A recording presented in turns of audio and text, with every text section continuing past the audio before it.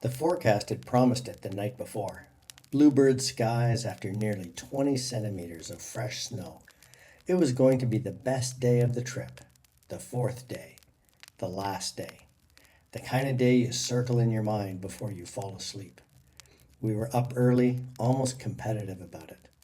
Early to breakfast, early walking to the hill, early to the base. The air had that sharp alpine bite that makes your nostrils stick together when you breathe in. You could feel the cold even through optimism. And then we saw the gondola line. It wasn't a line, it was a pilgrimage. A couple hundred skiers deep, and the lift wasn't open for 20 minutes. We looked at each other. Warm up lap, I suggested. No one argued. We slid over to a short chair on the right side of the hill, lower elevation, quicker access. 3 runs later, we were carving through fresh snow like it belonged to us. Light powder fanning up over our skis, quiet whoops, snow ghosts drifting through the trees. It was already shaping up to be worth the early wake-up. Eventually, the gondola line thinned and we headed up, climbing through the trees, the world widening beneath us. At the top, we transferred quickly to the open-air chair that took us to the summit. It was colder up there, windier, the kind of cold that doesn't ask permission. It just settles in. We pushed off. The snow was perfect, soft, forgiving, untouched in pockets. I glanced back halfway down the first pitch and saw Jamie skiing well, but her shoulders were creeping up around her ears. Cold. By the time we hit the flatter section, I could see it in her face. Red cheeks, the neck warmer pulled high over her nose and mouth. She was breathing into it, and the condensation was turning it damp. Her nose was running, the fabric was freezing. That's the problem with cold. It compounds. Wet becomes colder, colder becomes miserable. At the bottom of the run, she didn't say much, just nodded when I asked if she was okay. We went back up. Halfway down the next run, it was obvious. Her turns were tighter, more mechanical, not flowing, just surviving. My toes are freezing, she said. Her hands too. Her face. The day we had been waiting for all week, and she was frozen solid by 10 a.m. We made it to the next chairlift. At the top, she said she had to go down. Not negotiable. Luckily, she was skiing with a friend. They decided to head down together and meet Mom partway at a lodge. I said the right things, calm voice, practical instructions. Internally, I was frustrated. We knew it would be a colder day. Why hadn't she layered better? Why hadn't she changed gloves? Why hadn't she said something sooner? Jackson and I stayed high. The snow up top was too good to waste. But a few runs later, I noticed him getting quieter. No more suggestions about which line to take. No chatter on the lift. How are you? I asked. Fine. The universal teenage answer that means the opposite. His toes were freezing too. He started skiing straight to the bottom of each run. No stopping, no regrouping. When I pulled over, he'd zoom past, determined to just get lower where it might be warmer. It was hard to ski together when we weren't communicating. I couldn't tell if he wanted a break, couldn't tell if he was okay, and I could feel irritation rising. Another one who hadn't dressed properly. Another one who didn't think ahead.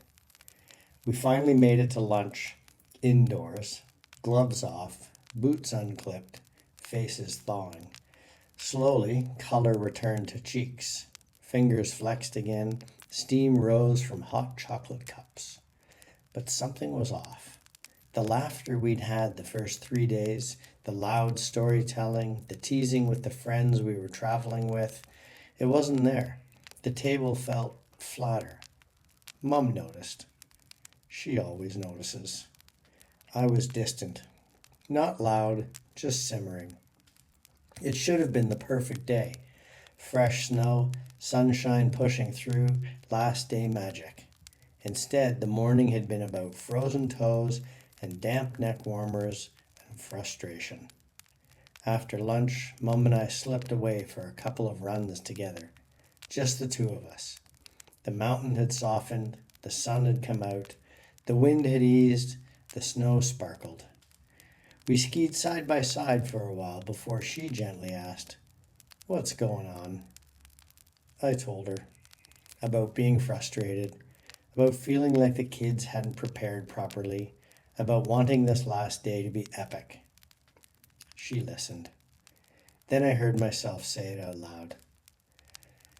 They don't have much experience with this kind of cold. It landed differently when spoken. We ski, we travel, we plan, we think about wind chill and layering and glove liners and backup buffs. They're still learning. I should have helped them more this morning, I admitted.